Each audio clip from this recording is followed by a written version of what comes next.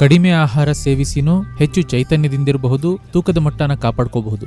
ನಿಮ್ಮ ಶುಗರ್ ಮಟ್ಟ ದಿಢೀರನೇ ಏರೋದಿಲ್ಲ. ನಿಮಗೆ ತುಂಬ ಹೊತ್ತಿನವರೆಗೆ ಹಸಿವಾಗಲ್ಲ. ಇದು ನಿಮಗೆ ಕಬ್ಬಿಣ ಅಂಶ ಮತ್ತು ನಾರಿನಂಶವನ್ನು ನೀಡುತ್ತೆ.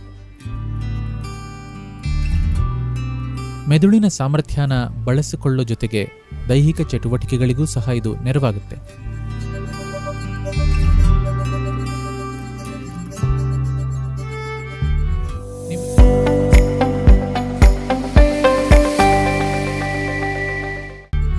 ನಿಮ್ಮ ಜೀರ್ಣ ವ್ಯವಸ್ಥೆನ ಅದು ಹೇಗಾಗ್ತಿದೆ ಅಂತ ಸುಮ್ಮನೆ ಗಮನಿಸಿ.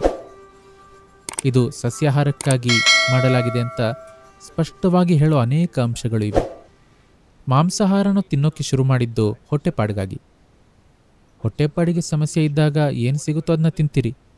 ಇದು ನೈತಿಕ ಅಥವಾ ಮತಧರ್ಮದ ವಿಷಯ ಅಲ್ಲ, ಫಿಲಾಸಫಿ ವಿಷಯನೂ ಅಲ್ಲ. ಇದೇನು ಅಂದರೆ, ನಿರ್ದಿಷ್ಟ ಯಂತ್ರಕ್ಕೆ ಯಾವ ರೀತಿಯ ಇಂಧನ ಅತ್ಯುತ್ತಮವಾಗಿರುತ್ತೆ ಅಂತ. ಪೆಟ್ರೋಲಿಂದ ಓಡೋ ಮೋಟರ್ ಸೈಕಲ್ಗೆ ನೀವು ಸ್ವಲ್ಪ ಡೀಸೆಲ್ ಹಾಕಿದರೂ ಅದು ಓಡುತ್ತೆ, ಆದರೆ ರೇಸ್ ಮಾಡೋಕ್ಕಾಗುತ್ತಾ? ಈಗ ಪ್ರಶ್ನೆ ಇಷ್ಟೇ, ನೀವು ಯಾವ ರೀತಿ ಬದುಕೋಕ್ಕೆ ಇಷ್ಟಪಡ್ತೀರಿ? ನೀವು ಉತ್ತುಂಗದಲ್ಲಿ ಜೀವಿಸಬೇಕಾ ಅಥವಾ ಹೊಟ್ಟೆಪಾಡನ್ನು ನೋಡ್ಕೋಬೇಕಾ? ಬರೀ ಹೊಟ್ಟೆಪಾಡಾದರೆ ಏನಾದರೂ ತಿನ್ನಿ, ಏನು ಸಮಸ್ಯೆ? ಗರಿಷ್ಠ ಸಾಮರ್ಥ್ಯದಲ್ಲಿ ಬದುಕಬೇಕು ಅಂದರೆ, ನೀವು ನಿಮ್ಮ ದೇಹ ಮೆದುಳು ಅತ್ಯುತ್ತಮವಾಗಿ ಕೆಲಸ ಮಾಡಬೇಕು ಅಂದರೆ ತಿನ್ನಕ್ಕೊಂದು ರೀತಿ ಇದೆ. ಅರಿವಿನಿಂದ ತಿಂದರೆ ನಿಮ್ಮ ದೇಹ ಬೇರೆನೇ ಮಟ್ಟದಲ್ಲಿ ಕೆಲಸ ಮಾಡೋದನ್ನು ನೋಡ್ತೀರಿ. ಯಾಕೆಂದರೆ ಆಹಾರ ಬರೀ ಇಂಧನ, ಮತಧರ್ಮ ಅಲ್ಲ. ನೀವದನ್ನು ನಂಬಬೇಕಿಲ್ಲ, ಪ್ರಯೋಗ ಮಾಡಿ ನೋಡಬೇಕು. ನೀವು ಸಸ್ಯಾಹಾರ ಸೇವಿಸ್ತಿದ್ರೆ ಆ ಬಗ್ಗೆ ಹೆಚ್ಚು ಗಮನವಿಡಬೇಕು. ಸಾಕಷ್ಟು ವೈವಿಧ್ಯತೆ ಇರೋ ಹಾಗೆ ನೋಡ್ಕೋಬೇಕು.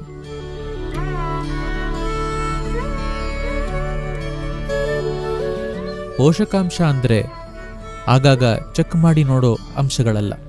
ಪೋಷಕಾಂಶ ಅಂದರೆ ನಿಮ್ಮ ಜೀವಕ್ಕೆ ಪೋಷಕವಾಗಿರೋದು. ಆ ನಿಟ್ಟಿನಲ್ಲಿ ಸಿರಿಧಾನ್ಯ ಹಲವು ರೀತಿಯಲ್ಲಿ ಮನುಷ್ಯನ ದೇಹಕ್ಕೆ ನೆರವಾಗುವಂತಹ ಶಕ್ತಿಯನ್ನು ಹೊಂದಿದೆ. ಉಳಿದೆಲ್ಲ ಧಾನ್ಯಗಳಿಗಿಂತ ಸಿರಿಧಾನ್ಯ ಹೆಚ್ಚು ಪ್ರೋಟೀನನ್ನು ಹೊಂದಿದೆ. ಅಲ್ಲದೆ ಕ್ಯಾಲ್ಸಿಯಂ ಅಂಶ, ಕಬ್ಬಿಣಾಂಶ ಮತ್ತು ಹಲವು ಸೂಕ್ಷ್ಮ ಪೋಷಕಾಂಶಗಳನ್ನು ಹೊಂದಿದೆ. ಈಗೆಲ್ಲ ಜನರು ಸೇವಿಸೋ ಮಾರ್ಕೆಟ್ನಲ್ಲಿ ಸಿಗೋ ಗೋಧಿ ಮತ್ತು ಅಕ್ಕಿಯಲ್ಲಿ ಇವೆಲ್ಲ ಸಾಮಾನ್ಯವಾಗಿ ಸಿಗೋದಿಲ್ಲ. ಮುಖ್ಯವಾಗಿ ಕರ್ನಾಟಕದಲ್ಲಿ ಸುಮಾರು 40 ವರ್ಷಗಳ ಹಿಂದೆ ಎಲ್ಲರ ಮನೆಯಲ್ಲಿ ರಾಗಿಯನ್ನು ಬಳಸ್ತಿದ್ರು.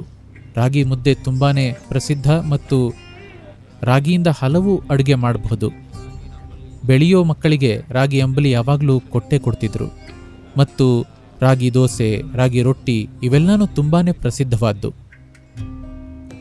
ಅಕ್ಕಿಯಿಂದ ಏನೆಲ್ಲ ಮಾಡ್ತಿರೋ ಅವನ್ನೆಲ್ಲ ರಾಗಿಯಿಂದಲೂ ಮಾಡಬಹುದು. ಆದರೆ ನಾವು ಒಂದೇ ಧಾನ್ಯವನ್ನು ಬಳಸ್ತಿದ್ದೀವಿ.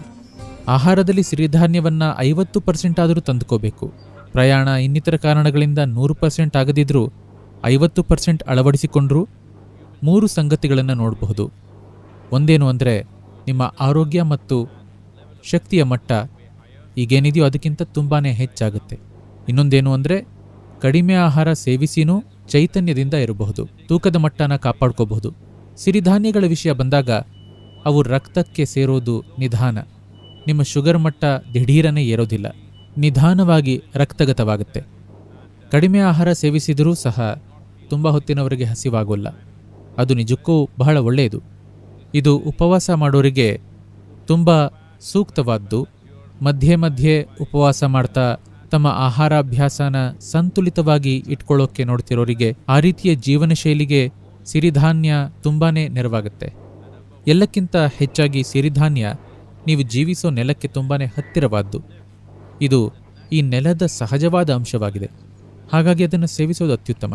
ಯಾಕೆಂದರೆ ಈ ನೆಲ, ಮಣ್ಣು ಮತ್ತು ದೇಹ 3 ಬೇರೆ ಬೇರೆ ಅಂಶಗಳಲ್ಲ, ಅವೆಲ್ಲವೂ ಒಂದೇ.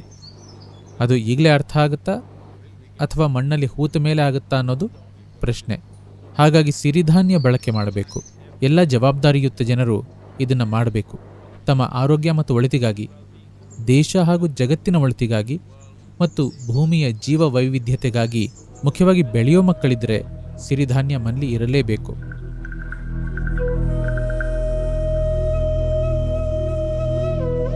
ಸೊಪ್ಪುಗಳ ದೊಡ್ಡ ಪ್ರಯೋಜನ ಅಂದರೆ ಕಬ್ಬಿಣಾಂಶವನ್ನು ನೀಡುತ್ತೆ ಮತ್ತು ಆಹಾರವನ್ನು ಸುಲಭವಾಗಿ ಸಾಗುವ ಹಾಗೆ ಮಾಡೋ ನಾರಿನ ಅಂಶವನ್ನು ಕೊಡುತ್ತೆ. ಸೊಪ್ಪಿನಲ್ಲಿರೋ ಪತ್ರಹರಿತ್ತು ಸೊಪ್ಪಿಗೆ ಹಸಿರು ಬಣ್ಣ ಕೊಡೋದು ಇದೆ. ಹಸಿಯಾಗಿ ತಿಂದರೆ ಇದನ್ನ ನಿಮಗೆ ಜೀರ್ಣ ಮಾಡೋಕ್ಕಾಗಲ್ಲ. ಬೇಯಿಸಿದರೆ ಸ್ವಲ್ಪ ಮಟ್ಟಿಗೆ ಜೀರ್ಣಿಸ್ಕೋಬಹುದು. ಸೊಪ್ಪಿನ ಕೆಲವು ಅಂಶಗಳನ್ನು ಮಾತ್ರ ದೇಹ ಹೀರಿಕೊಳ್ಳಬಹುದು, ಉಳಿದದ್ದು ವ್ಯರ್ಥವಾಗಿ ಹೋಗುತ್ತೆ. ಆದರೆ ಅದರಲ್ಲಿ ಇರೋ ನಾರಿನ ಅಂಶ ಇನ್ನೊಂದು ಕೆಲಸವನ್ನು ಮಾಡುತ್ತೆ. ನೀವು ಸಾಕಷ್ಟು ಸೊಪ್ಪುಗಳನ್ನು ತಿಂತಿದ್ರೆ, ಬೇಯಿಸದೇ ತಿಂದರೂ ಸಹ ಅದು ಬ್ರಷ್ ತರಹ ಕೆಲಸ ಮಾಡುತ್ತೆ. ನಿಮ್ಮ ಜೀರ್ಣನಾಳದಲ್ಲಿರೋ ಅಶುದ್ಧತೆಯನ್ನು ತೆಗೆಯುತ್ತೆ. ನಿಮ್ಮ ಮನೆಯಲ್ಲಿ ಬೆಕ್ಕು, ನಾಯಿ ಇದ್ದರೆ ನೋಡಿರ್ತೀರಿ, ಎಲ್ಲಾದರೂ ಒಮ್ಮೆ ಹುಲ್ಲನ್ನು ತಿನ್ನುತ್ತವೆ. ಅದು ಅವುಗಳ ಊಟ ಅಲ್ಲ, ಆದರೆ ಆ ಅಶುದ್ಧತೆ ಸ್ವಚ್ಛವಾಗಲಿ ಅಂತ ತಿನ್ನುತ್ತವೆ. ಯಾವಾಗ ಅಶುದ್ಧತೆ ತುಂಬಿ ಹೋಗುತ್ತೆ ಅನ್ನೋ ಬಗ್ಗೆ ಅವು ಅರಿವಿನಲ್ಲಿರುತ್ತವೆ. ಮನುಷ್ಯರು ಅಶುದ್ಧತೆ ಇಲ್ಲಿ ಜಾಸ್ತಿಯಾಗಿದೆ, ಹಾಗಾಗಿ ಗಮನಿಸೋಕ್ಕಾಗ್ತಿಲ್ಲ. ಇಲ್ಲದಿದ್ದರೆ ನಿಮಗೆ ಅದು ಗೊತ್ತಾಗಬೇಕು.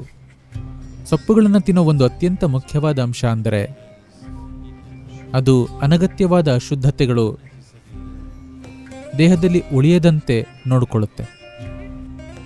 ಅದಕ್ಕೆ 24 ಗಂಟೆ ಬೇಕು, ಅಥವಾ 18ರಿಂದ 24 ಗಂಟೆಗಳು ಬೇಕು ಆ ರೀತಿ ಕೆಲಸ ಮಾಡೋಕ್ಕೆ. ಸೊಪ್ಪು ತಿನ್ನೋದಾದರೆ ಬೆಳಗ್ಗೆನೇ ತಿನ್ನಬೇಕು. ಆಗ ಅದು ಮರುದಿನ ಹೊಟ್ಟೆಯನ್ನು ಪೂರ್ತಿ ಸ್ವಚ್ಛ ಮಾಡುತ್ತೆ ಮತ್ತು ಎಲ್ಲವನ್ನು ಹೊರಹಾಕುತ್ತೆ. ರಾತ್ರಿ ತಿಂದರೆ ಅದರಿಂದ ನಿಮಗೆ ಪ್ರಯೋಜನ ಆಗಲ್ಲ. ನೀವದನ್ನು ಬೆಳಗ್ಗೆನೇ ತಿನ್ನಬೇಕು.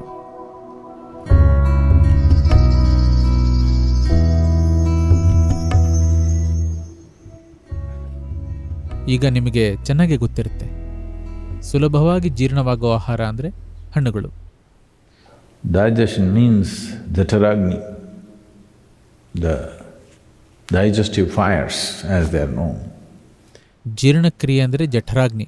ಅದು ಪರಿಣಾಮಕಾರಿಯಾಗಿ ಉರಿಬೇಕು ಅಂದರೆ ಹಣ್ಣುಗಳು ಅತ್ಯುತ್ತಮವಾದ್ದು. ಹಣ್ಣುಗಳು ದೇಹಕ್ಕೆ ಪವಾಡ ಸದೃಶವಾಗಬಹುದು. ಸಾಕಷ್ಟು ಹಣ್ಣುಗಳನ್ನು ಸೇವಿಸೋದು ದೇಹಕ್ಕೆ ಅದ್ಭುತ ಸಂಗತಿಗಳನ್ನು ಮಾಡಬಹುದು. ಜೀವನ ಶೈಲಿ ಹೇಗೇ ಇದ್ದರೂ ನೀವು ಜೀವಂತಿಕೆಯಿಂದ ಸಕ್ರಿಯವಾಗಿರಬಹುದು. ಆದರೆ ನೀವು ಕಠಿಣವಾದ ಕೆಲಸ ಮಾಡ್ತಿದ್ರೆ, ಪ್ರತಿದಿನ ಹೊರಗೆ ಕೈಯಾರೆ ಅಗಿಯೋ ಕೆಲಸ ಮಾಡ್ತಿದ್ರೆ, ಮಷೀನಿಂದ ಅಲ್ಲ ಕೈಯಾರೆ ಅಗಿತಾ ಕಠಿಣವಾದ ಕೆಲಸ ಮಾಡ್ತಿದ್ರೆ, ಹಣ್ಣನ್ನು ತಿನ್ನೋದ್ರಿಂದ ಪ್ರತಿ 2 ಗಂಟೆಗೆ ನಿಮಗೆ ಹಸಿವಾಗಬಹುದು. ಯಾಕೆ ಅಂದರೆ ಅಷ್ಟು ಪ್ರಮಾಣನ ಮಾತ್ರ ಸೇವಿಸೋಕ್ಕಾಗುತ್ತೆ. ಮತ್ತದು ಎಷ್ಟು ಬೇಗ ಜೀರ್ಣವಾಗುತ್ತೆ ಅಂದರೆ ಹೊಟ್ಟೆ ಖಾಲಿಯಾದಂತೆ ಅನ್ನಿಸುತ್ತೆ. ನೀವು ಒಂದು ಮಟ್ಟದ ಅರಿವಿಗೆ ಬರೋವರೆಗೆ ಈಗ ಖಾಲಿ ಹೊಟ್ಟೆ ಇದ್ದರೂ ಚೈತನ್ಯ ಭರಿತವಾಗಿರೋ ಹಾಗೆ.